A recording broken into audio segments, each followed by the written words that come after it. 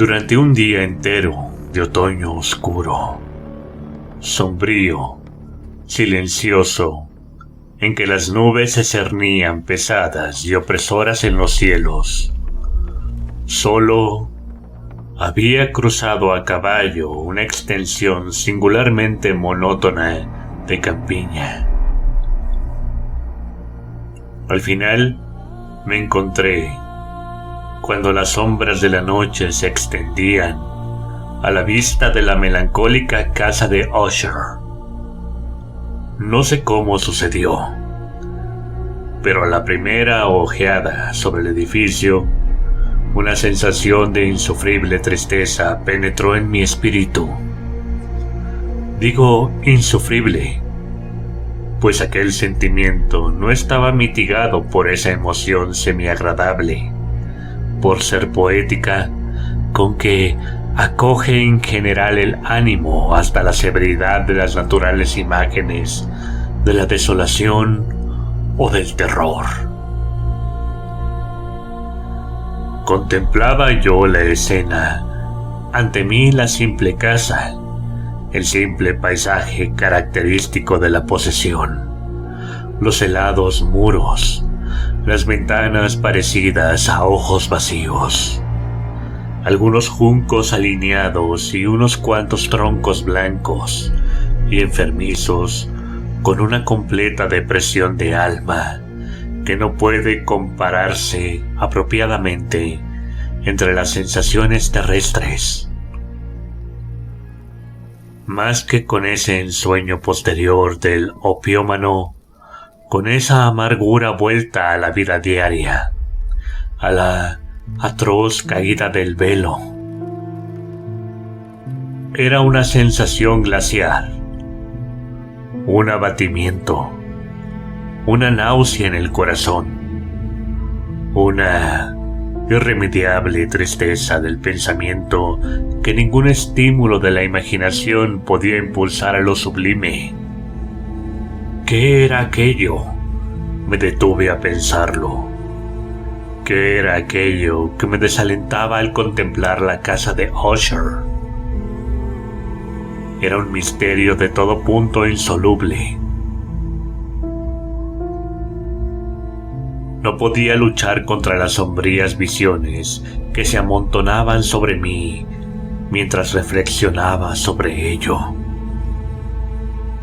Me vi forzado a recurrir a la conclusión insatisfactoria de que existen, sin lugar a dudas, combinaciones de objetos naturales muy simples que tienen el poder de afectarnos de este modo, aunque el análisis de ese poder se base sobre consideraciones en que perderíamos pie.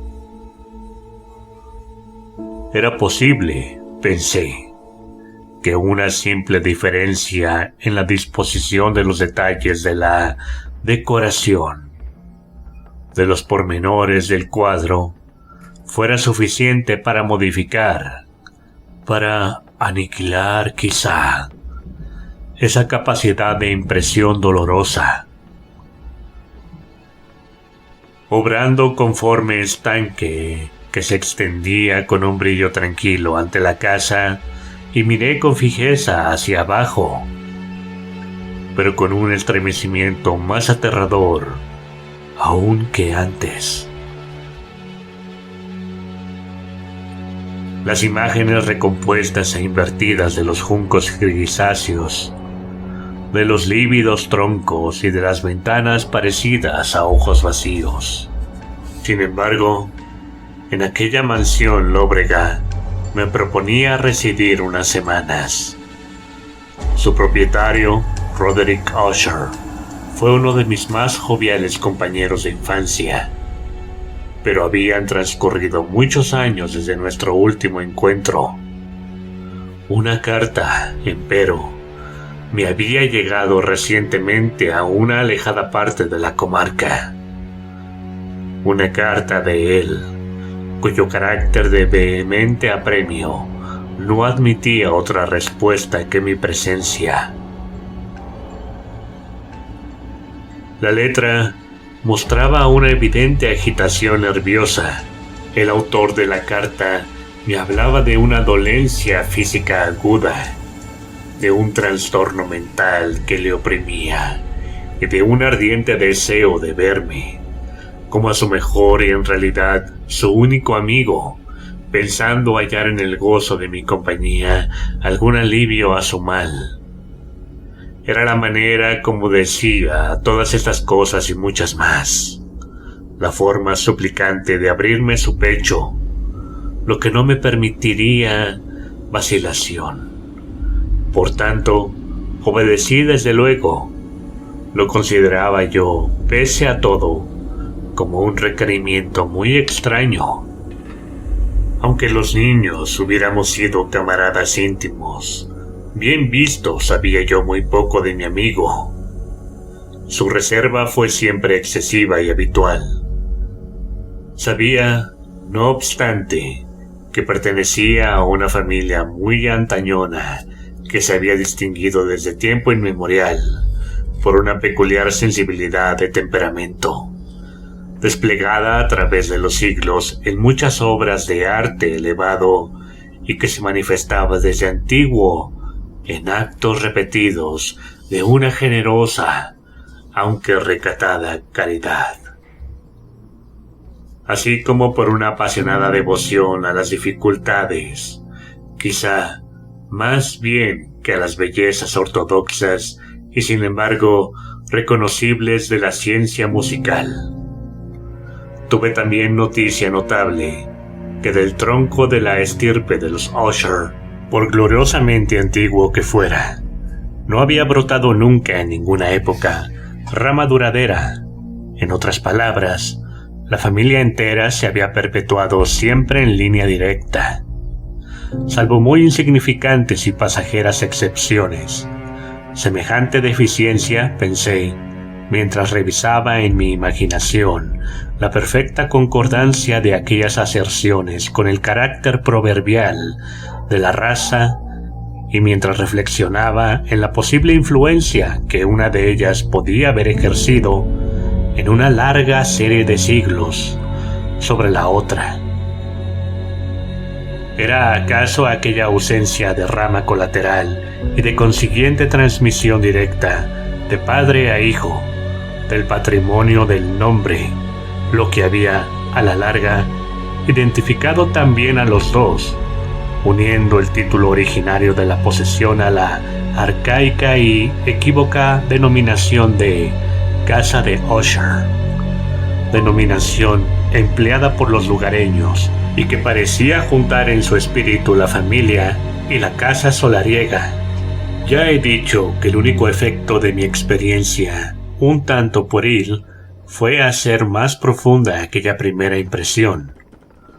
No puedo dudar que la conciencia de mi acrecida superstición sirvió para acelerar aquel crecimiento. Tal es, lo sabía desde hace tiempo atrás. La paradójica ley de todos los sentimientos basados en el terror, y aquella fue tal vez la única razón que hizo, cuando mis ojos se alzaron desde la imagen del estanque hacia la misma casa, que brotara en mi mente una extraña visión, una tan ridícula, en verdad, que si hago mención de ella es para demostrar la viva fuerza de las sensaciones que me oprimían.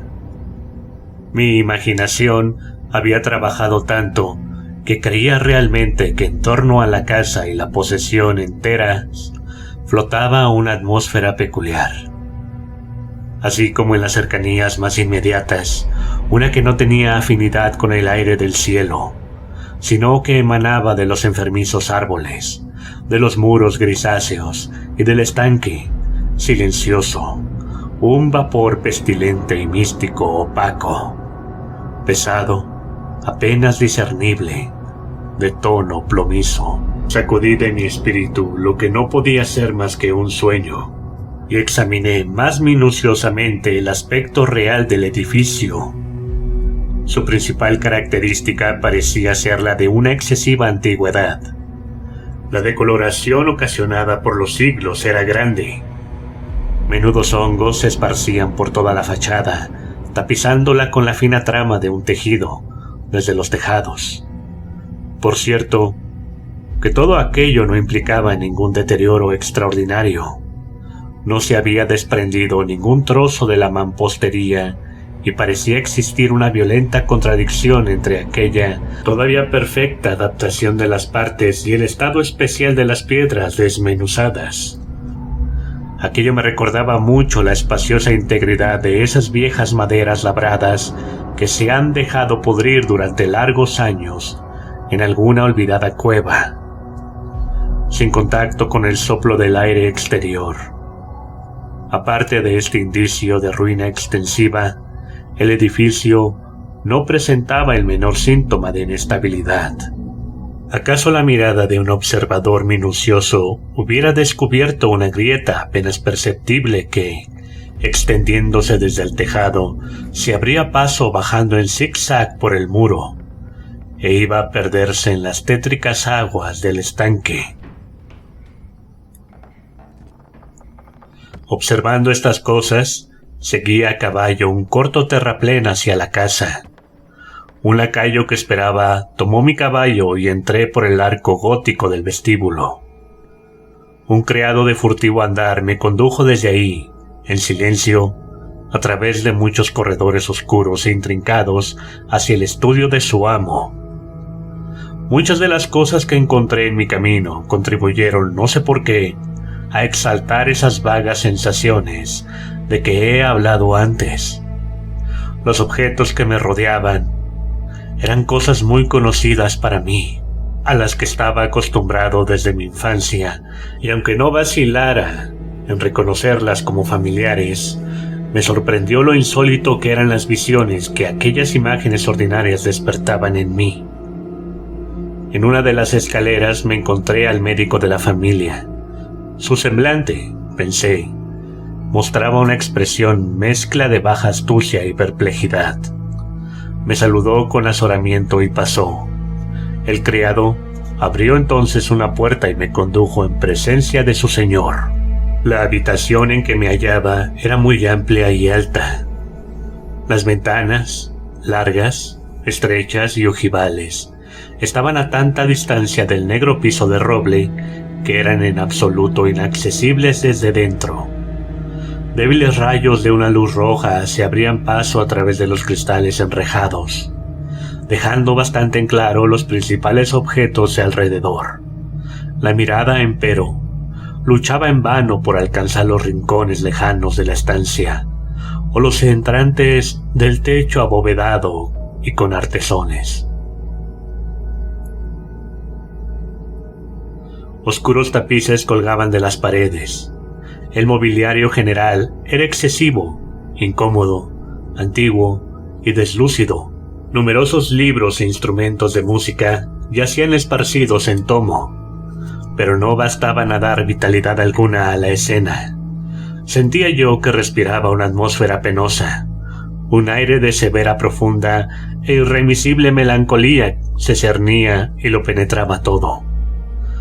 A mi entrada, Usher se levantó de su sofá, sobre el cual estaba tendido por completo, y me saludó con una calurosa viveza que se asemejaba mucho.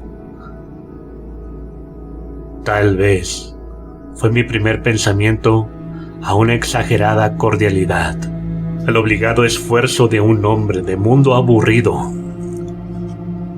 Con todo, la ojeada que lancé sobre su cara me convenció de su perfecta sinceridad.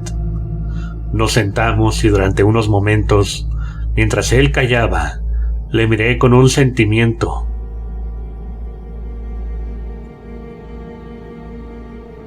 Mitad de piedad y mitad de pavor. De seguro, jamás hombre alguno había cambiado de tan terrible modo y en tan breve tiempo como Roderick Usher. A duras penas, podía persuadirme de admitir que la identidad del que estaba frente a mí fuera el compañero de mis primeros años. Aún así, el carácter de su fisionomía había sido siempre notable. Un cutis cadavérico, unos ojos grandes, líquidos y luminosos sobre toda comparación, unos labios algo finos y muy pálidos, pero de una curva incomparablemente bella. Una nariz de un delicado tipo hebraico, pero de una anchura desacostumbrada en semejante forma.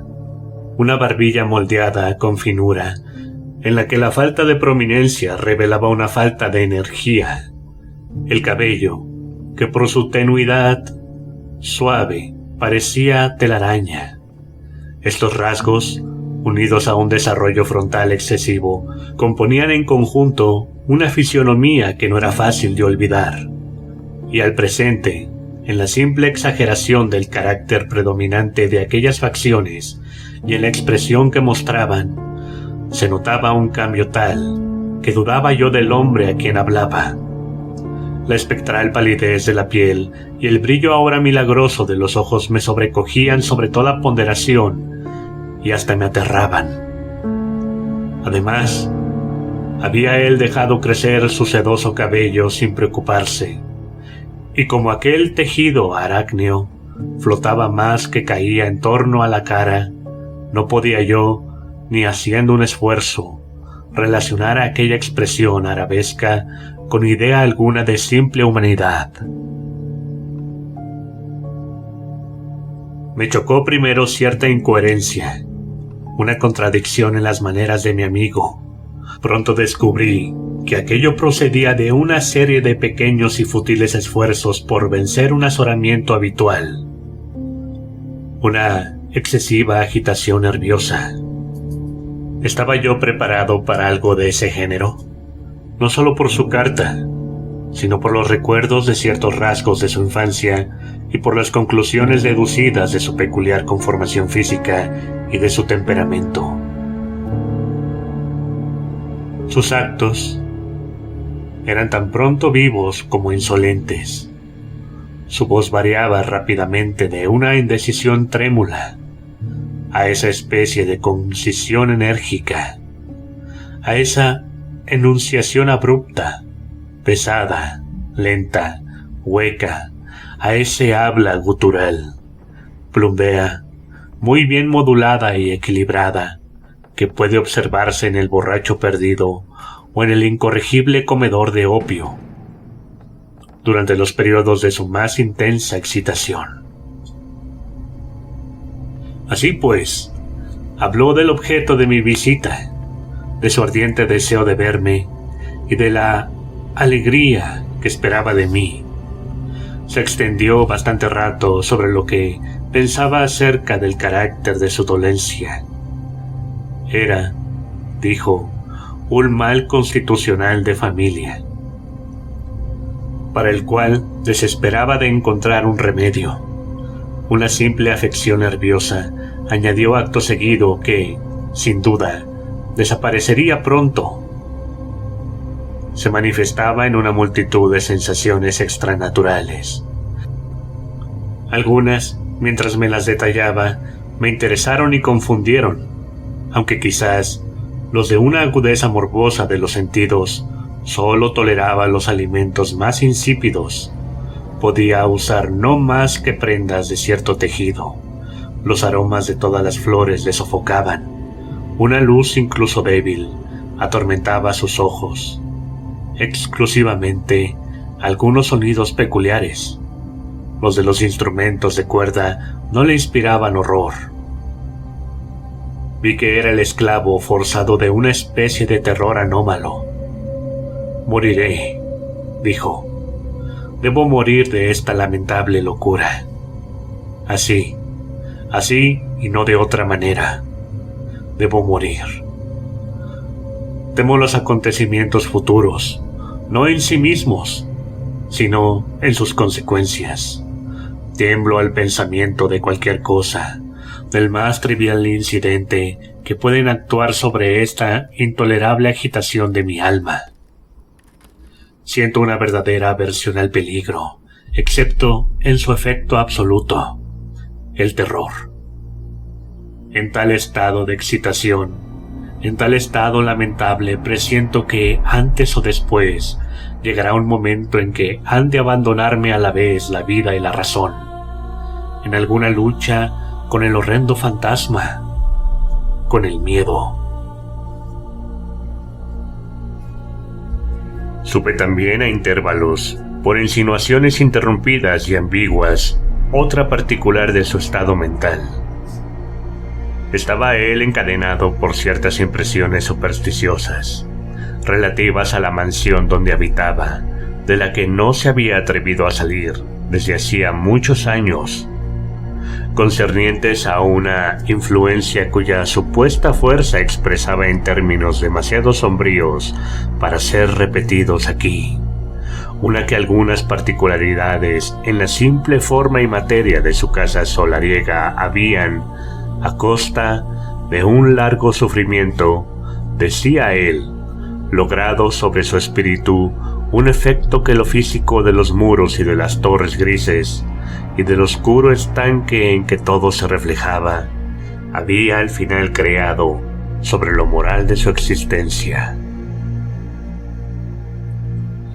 Admitía él, no obstante, aunque con vacilación, que gran parte de la especial tristeza que le afligía podía atribuirse a un origen más natural y mucho más palpable a la cruel y ya antigua dolencia, a la muerte, sin duda cercana, de una hermana tiernamente amada, su sola compañera durante largos años, su última y única pariente en la tierra. Su fallecimiento, dijo él, con una amargura que no podré nunca olvidar, me dejará a mí, el desesperanzado, el débil, como el último de la antigua raza de los Usher. Mientras hablaba, Lady Madeline pasó por la parte más distante de la habitación y sin fijarse en mi presencia, desapareció. La miré con enorme asombro, no desprovisto de terror. Sin embargo, me pareció imposible darme cuenta de tales sentimientos. Una sensación de estupor me oprimía, conforme mis ojos seguían sus pasos que se alejaban. Cuando al fin se cerró una puerta tras ella, mi mirada buscó instintiva y ansiosamente la cara de su hermano, pero él había hundido el rostro en sus manos y solo pude observar que una palidez mayor que la habitual se había extendido sobre los descarnados dedos, a través de los cuales goteaban abundantes lágrimas apasionadas. La enfermedad de Lady Madeline había desconcertado largo tiempo la ciencia de sus médicos. Una apatía constante, un agotamiento gradual de su persona y frecuentes, aunque pasajeros, ataques de carácter cataléptico parcial eran el singular diagnóstico. Hasta entonces, había ella soportado con firmeza la carga de su enfermedad, sin resignarse, por fin, a guardar cama. Pero, al caer la tarde de mi llegada a la casa, sucumbió al poder postrador del mal.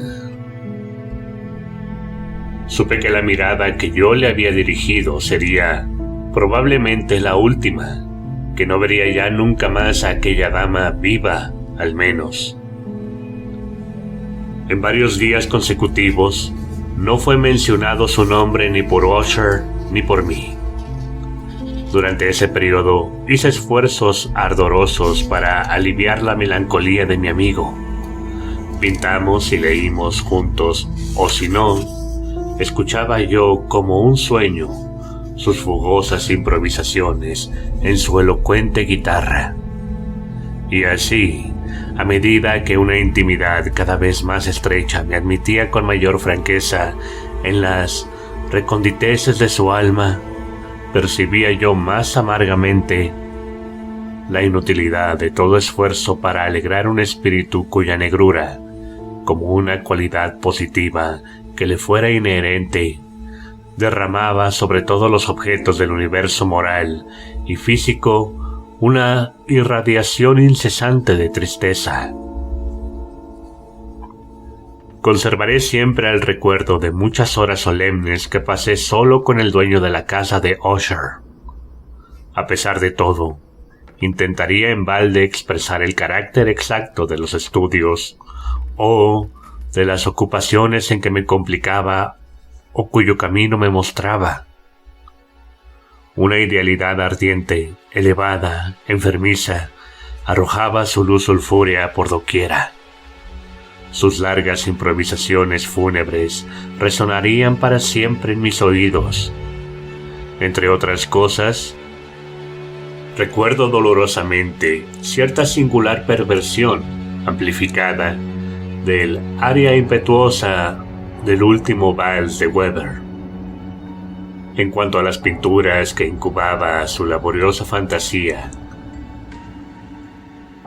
que llegaba trazo a trazo a una vaguedad que me hacía estremecer con mayor conmoción, pues temblaba sin saber por qué, y de imágenes tan vivas que las tengo aún ante mí. En vano intentarla yo extraer de ellas la más pequeña parte que pudiera estar contenida en el ámbito de las simples palabras escritas. Por lo completa que era la sencillez, por la desnudez de sus dibujos, inmovilizaba y sobrecogía la atención. Si alguna vez un mortal pintó una idea, ese mortal fue Roderick Usher. Para mí, al menos, en las circunstancias que me rodeaban, de las puras abstracciones que el hipocondriaco se ingeniaba en lanzar sobre su lienzo, se alzaba un terror intenso, intolerable, cuya sombra no he sentido nunca en la contemplación de los sueños, sin duda refulgentes, aunque demasiado concretos, de Fuseli. Una de las concepciones fantasmagóricas de mi amigo, en que el espíritu de abstracción no participaba con tanta rigidez, puede ser esbozada, aunque apenas con palabras. En un cuadrito que representaba el interior de una cueva o túnel intensamente largo y rectangular, de muros bajos, lisos, blancos y sin interrupción ni adorno. Ciertos detalles, accesorios del dibujo, servían para hacer comprender la idea de que aquella excavación estaba a una profundidad excesiva bajo la superficie de la tierra. No se veía ninguna salida a lo largo de su vasta extensión, ni se divisaba antorcha u otra fuente artificial de luz. Sin embargo, una oleada de rayos intensos rodaba de parte a parte, bañándolo todo en un lívido e inadecuado esplendor. Acabo de hablar de ese estado morboso del nervio auditivo que hacía toda música intolerable para el paciente, excepto ciertos efectos de los instrumentos de cuerda. Eran quizá los límites estrechos de los cuales se había confinado él mismo al tocar la guitarra, los que habían dado en gran parte aquel carácter fantástico a sus interpretaciones. Pero en cuanto a la fervorosa facilidad de sus impromptus, no podía darse cuenta así. Tenían que ser, y lo eran, en las notas lo mismo que en las palabras de sus fogosas fantasías, el resultado de ese intenso recogimiento, de esa concentración mental a la que he aludido antes y que se observan solo en los momentos especiales de la más alta excitación artificial. Recuerdo bien las palabras de una de aquellas rapsodias. Me impresionó acaso fuertemente cuando él me la dio, porque bajo su sentido interior o místico me pareció percibir por primera vez que Usher tenía plena conciencia de su estado, que sentía cómo su sublime razón se tambaleaba sobre su trono. Aquellos versos titulados El Palacio Hechizado eran más o menos, no al pie de la letra, los siguientes: en el más verde de nuestros valles, habitado por los ángeles buenos, antaño un bello y majestuoso palacio, un radiante palacio, alzaba su frente. En los dominios del rey pensamiento, ahí se elevaba. Jamás un serafín desplegó un ala sobre un edificio la mitad de bello. Banderas amarillas, gloriosas, doradas, Sobre su remate flotaban y ondeaban. Todo esto, sucedía hace muchísimo tiempo. Y a cada suave brisa que retozaba, en aquellos gratos días, a lo largo de los muros pálidos y empenachados, se elevaba un aroma alado. Los que vagaban por ese alegre valle, a través de 2 ventanas iluminadas, veían espíritus moviéndose musicalmente a los sones de un laúd bien templado, en torno a un trono donde, sentado, porfirogénito, con un Fausto digno de su gloria, aparecía el señor del reino, y refulgente de perlas y rubíes era la puerta del bello palacio, por la que salía a oleadas, y centelleaba sin cesar. Una turba de ecos cuya grata misión era solo cantar, con voces de magnífica belleza, el talento y el saber de su rey. Pero seres malvados, con ropajes de luto, asaltaron la elevada posición del monarca. Lloremos, pues nunca el alba despuntará sobre él, el desolado, y en torno a su mansión, la gloria que rodeaba y florecía, es sólo una historia oscuramente recordada de las viejas edades sepultadas. Y ahora, los viajeros, en ese valle, a través de las ventanas rojizas, ven amplias formas moviéndose fantásticamente, en una desacorde melodía, mientras, cual un rápido y horrible río a través de la pálida puerta, una horrenda turba se precipita eternamente riendo, mas sin sonreír nunca más. Recuerdo muy bien que las sugestiones, suscitadas por esta balada, nos sumieron en una serie de pensamientos en las que se manifestó una opinión de Usher que menciono aquí, no tanto en razón de su novedad, sino a causa de la tenacidad con la que él la mantuvo.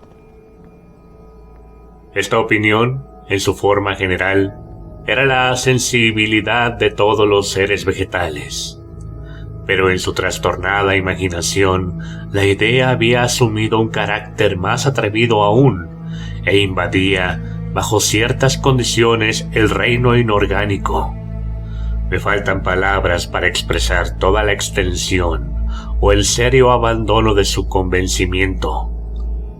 Esta creencia, no obstante, se relacionaba con las piedras grises de la mansión con sus antepasados.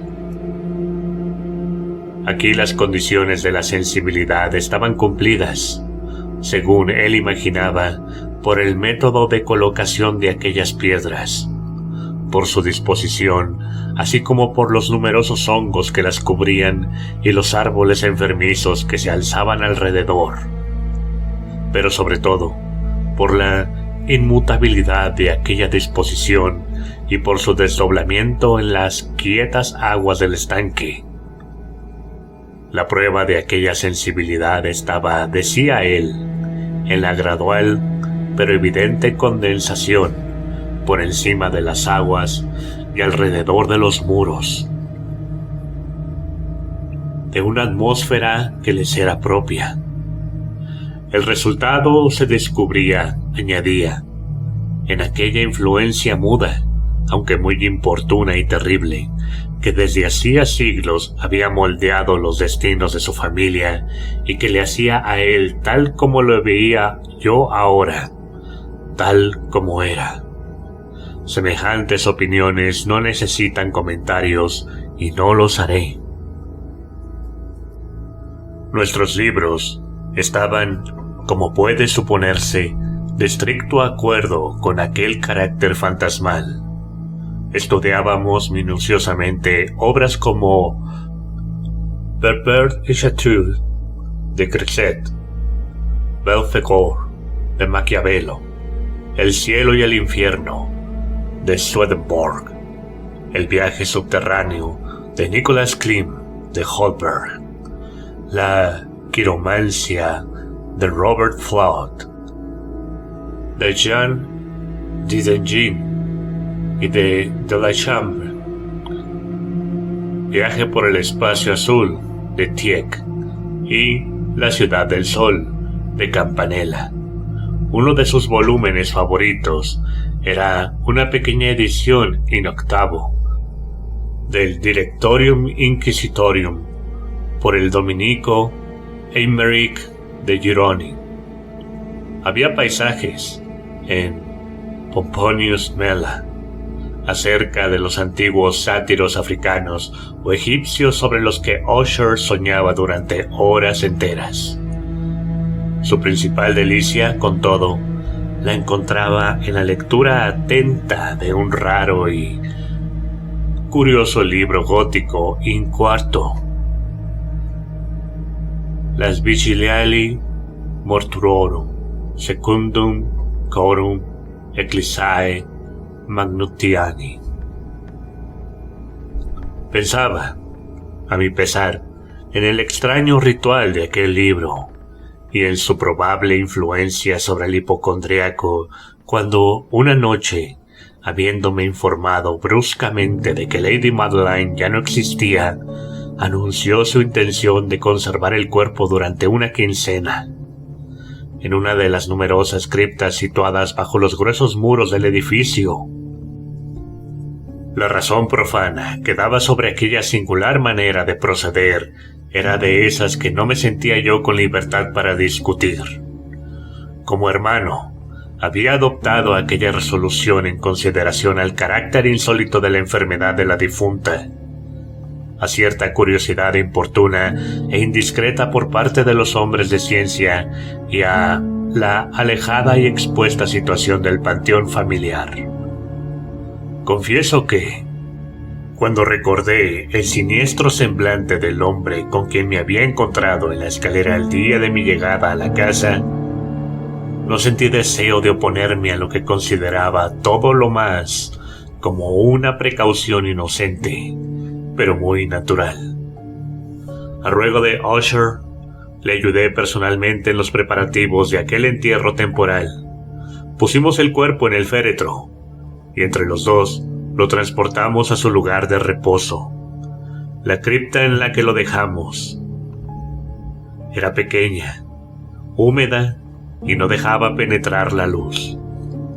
Estaba situada a una gran profundidad, justo debajo de aquella parte de la casa donde se encontraba mi dormitorio. Había sido utilizada, al parecer, en los lejanos tiempos feudales, como mazmorra y en días posteriores, como depósito de pólvora o de alguna otra materia inflamable, pues una parte del suelo y todo el interior de una larga bóveda que cruzamos para llegar hasta ahí estaban cuidadosamente revestidos de cobre. La puerta, de hierro macizo, estaba también protegida de igual modo. Cuando aquel inmenso peso giraba sobre sus goznes, producía un ruido singular, agudo y chirriante. Depositamos nuestro lúgubre fardo sobre unos soportes en aquella región de horror. Apartamos un poco la tapa del féretro, que no estaba aún atornillada, y miramos la cara del cadáver. Un parecido chocante entre el hermano y la hermana atrajo enseguida mi atención y Usher, adivinando tal vez mis pensamientos, murmuró unas palabras, por las cuales supe que la difunta y él eran gemelos, que había existido siempre entre ellos una simpatía de naturaleza casi inexplicable. Nuestras miradas, entretanto, no permanecieron fijas mucho tiempo sobre la muerta, pues no podíamos contemplarla sin espanto.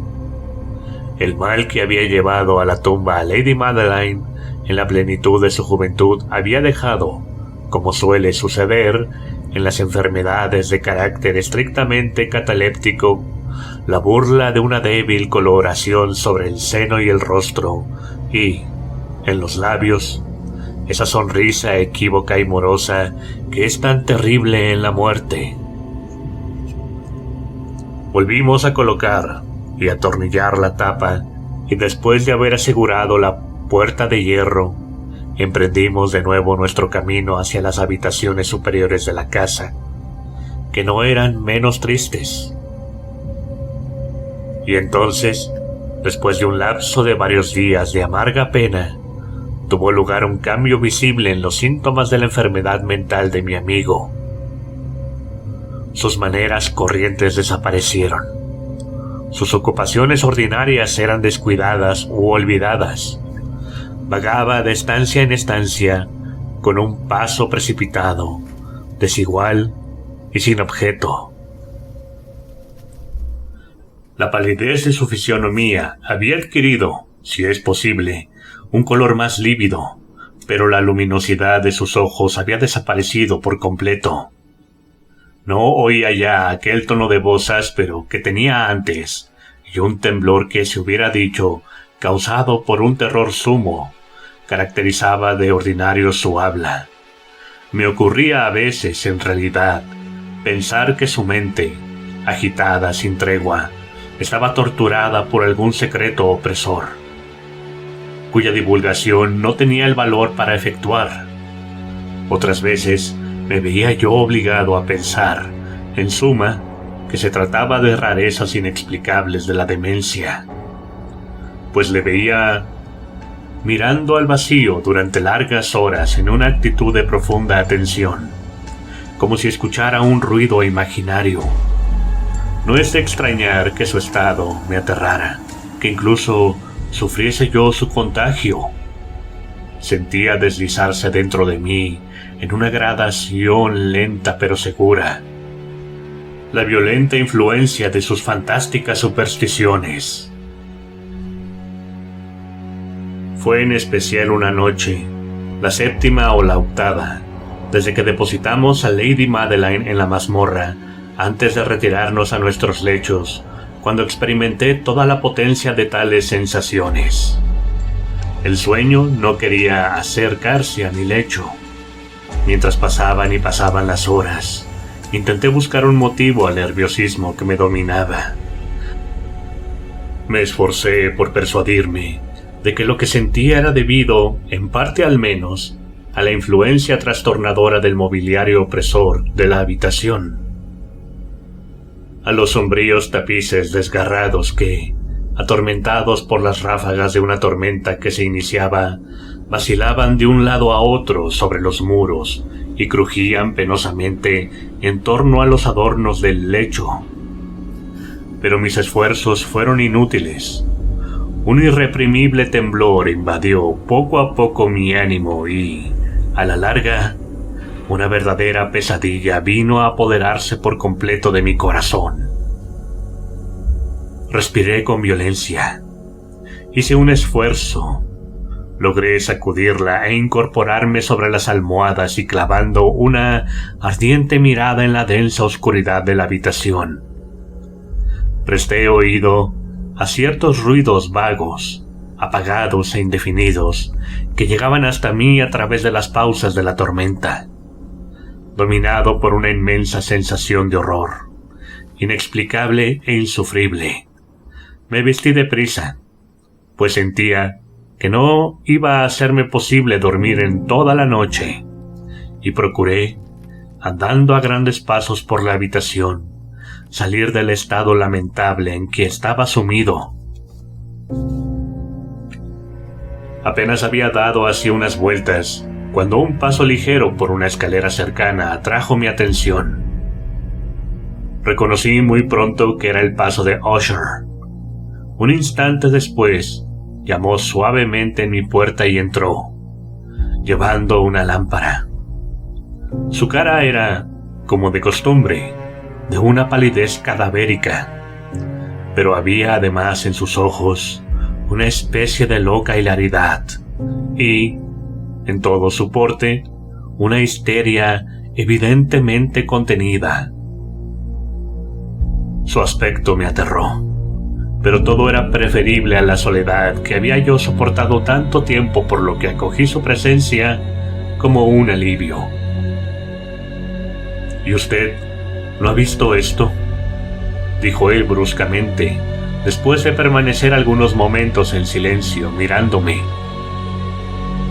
¿No ha visto usted esto? Pues espere, lo verá.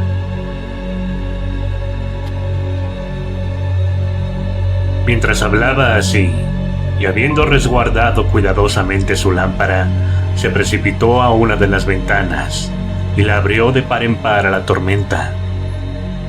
La impetuosa furia de la ráfaga nos levantó casi del suelo.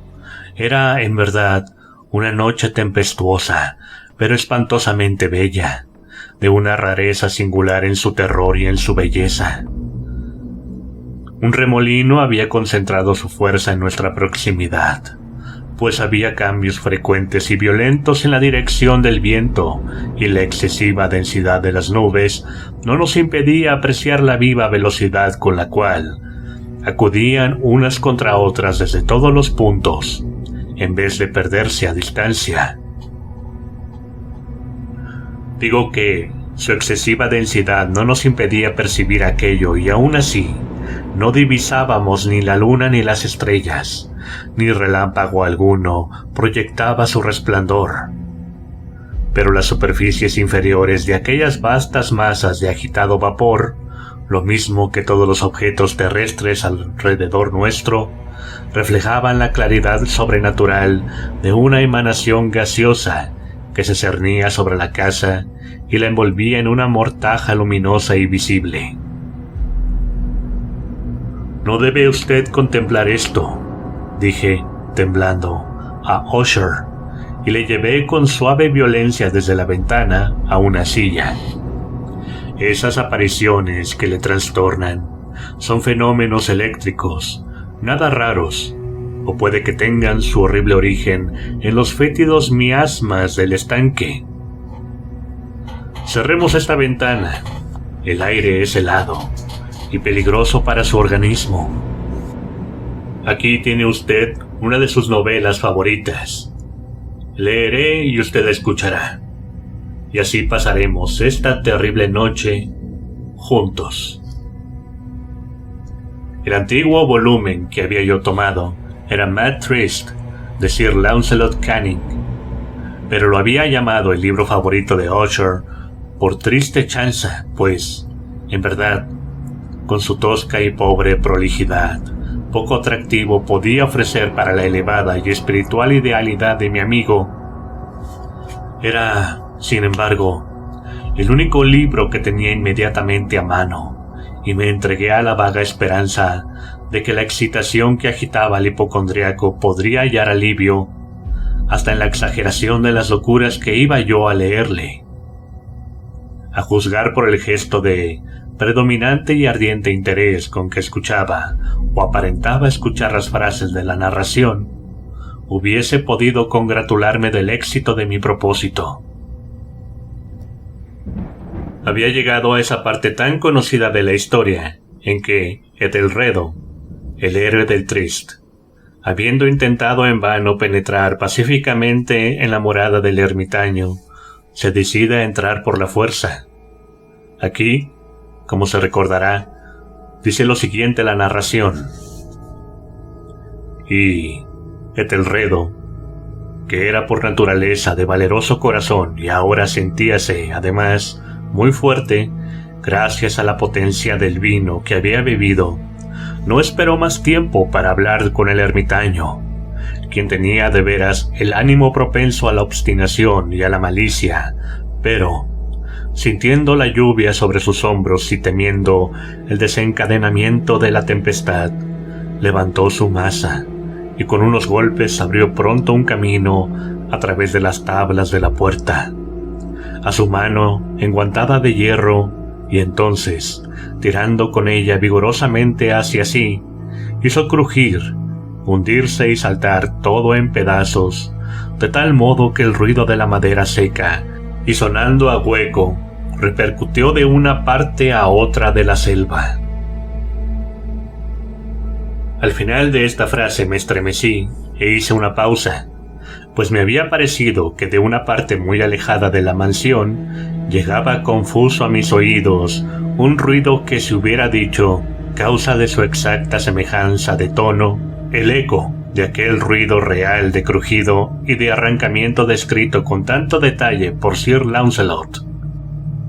Era, sin duda, la única coincidencia lo que había atraído tan solo mi atención, pues entre el golpeteo de las hojas de las ventanas y los ruidos mezclados de la tempestad creciente, el sonido en sí mismo no tenía, de seguro, nada que pudiera intrigarme o turbarme. Continué la narración. Pero el buen campeón, Etelredo, franqueando entonces la puerta, se sintió dolorosamente furioso y asombrado al no percibir rastro alguno del malicioso ermitaño, sino, en su lugar, un dragón de una apariencia fenomenal y escamosa, con una lengua de fuego y que estaba de centinela ante un palacio de oro, con el suelo de plata, y sobre el muro aparecía colgado un escudo brillante de bronce, con esta leyenda encima: el que entre aquí, vencedor será. El que mate al dragón, el escudo ganará. Y Etelredo levantó su maza y golpeó sobre la cabeza del dragón, que cayó ante él y exhaló su último aliento pestilente con un ruido tan horrendo, áspero y penetrante a la vez, que tuvo que taparse los oídos con las manos para resistir del terrible estruendo como no lo habría hecho el oído nunca antes.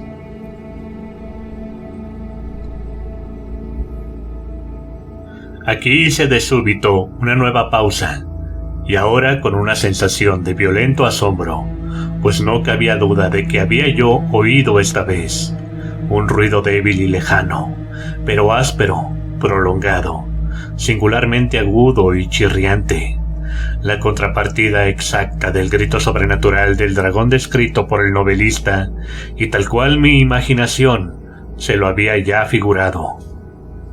Oprimido, como lo estaba, sin duda, por aquella segunda y muy extraordinaria coincidencia, por 1000 sensaciones contradictorias, entre las cuales predominaban un asombro y un terror extremo, conservé, empero, la suficiente presencia de ánimo para tener cuidado de no excitar con una observación cualquiera la sensibilidad nerviosa de mi compañero.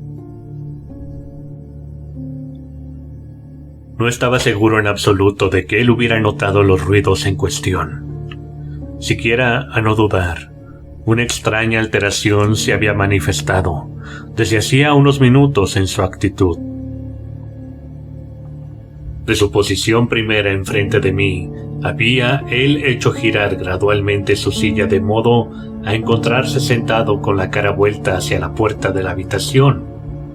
Así, solo podía yo ver la parte de sus rasgos, aunque noté que sus labios temblaban como si dejasen escapar un murmullo inaudible. Su cabeza estaba caída sobre su pecho y, no obstante, yo sabía que no estaba dormido, pues el ojo que entreveía de perfil permanecía abierto y fijo. Además, el movimiento de su cuerpo contradecía también aquella idea, pues se balanceaba con suave, pero constante y uniforme oscilación. Noté, desde luego, todo eso y reanudé el relato de Sir Launcelot, que continuaba así. Y ahora el campeón, habiendo escapado de la terrible furia del dragón y recordando el escudo de bronce, y que el encantamiento sobre él pesaba, estaba roto. Apartó la masa muerta de delante de su camino y avanzó valientemente por el suelo de plata del castillo hacia el sitio del muro de donde colgaba el escudo, el cual en verdad no esperó a que estuviera él muy cerca, sino que cayó a sus pies sobre el pavimento de plata, con un pesado y terrible ruido. Apenas habían pasado entre mis labios esas últimas sílabas, como si en realidad hubiera caído en aquel momento un escudo de bronce pesadamente sobre un suelo de plata, oí el eco claro, profundo, metálico, resonante, si bien sordo en apariencia. Excitado a más no poder, salté sobre mis pies, en tanto que Usher no había interrumpido su balanceo acompasado. Sus ojos estaban fijos ante sí, y toda su fisionomía contraída por una pétrea rigidez.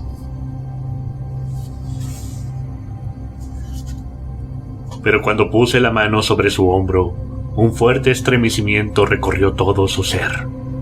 Una débil sonrisa tembló sobre sus labios, y vi que hablaba con un murmullo apagado, rápido y balbuciente, como si no se diera cuenta de mi presencia. Inclinándome sobre él, absorbí al fin el horrendo significado de sus palabras. ¿No oye usted? Si yo oigo y he oído, durante mucho tiempo, muchos minutos, muchas horas, muchos días, he oído, pero no me atrevía. Oh, piedad para mí, mísero desdichado que soy. No me atrevía a hablar. La hemos metido viva en la tumba. No le he dicho que mis sentidos están agudizados. Le digo ahora que he oído sus primeros débiles movimientos dentro del ataúd. Los he oído hace muchos días, y sin embargo, no me atrevía a hablar. Y ahora, esta noche, Etelredo, la puerta del ermitaño rota, el grito de muerte del dragón y el estruendo del escudo. Diga usted mejor, el arrancamiento de su féretro y el chirrido de los goznes de hierro de su prisión y su lucha dentro de la bóveda de cobre. Oh, ¿a dónde huir? No estará ella aquí enseguida. No va a aparecer para reprocharme mi precipitación. No he oído su paso en la escalera. ¿No percibo el pesado y horrible latir de su corazón?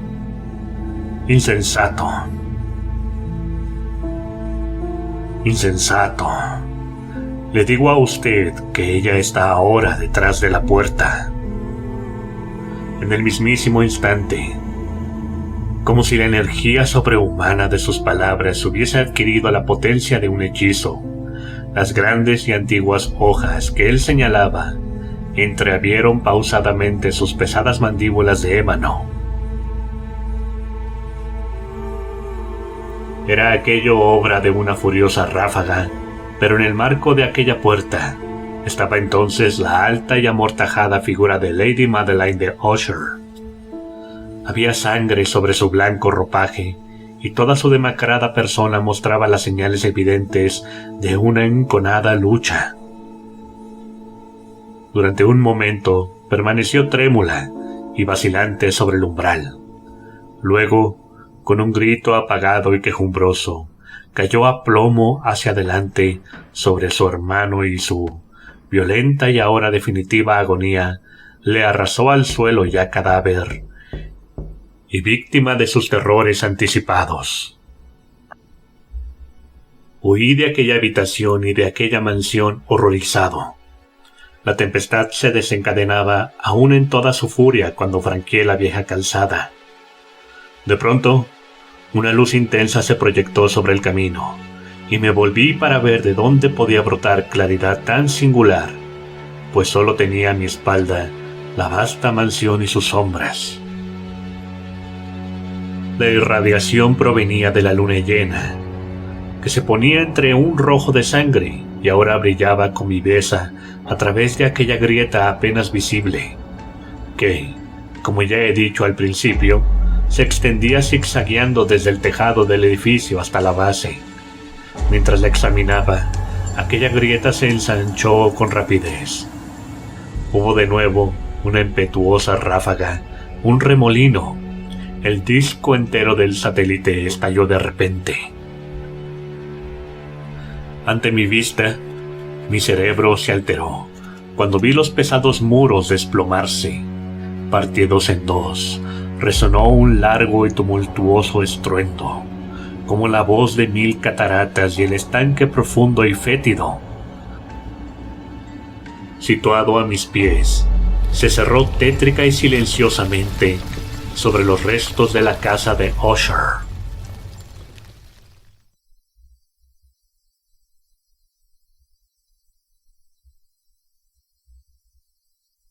Buenas noches.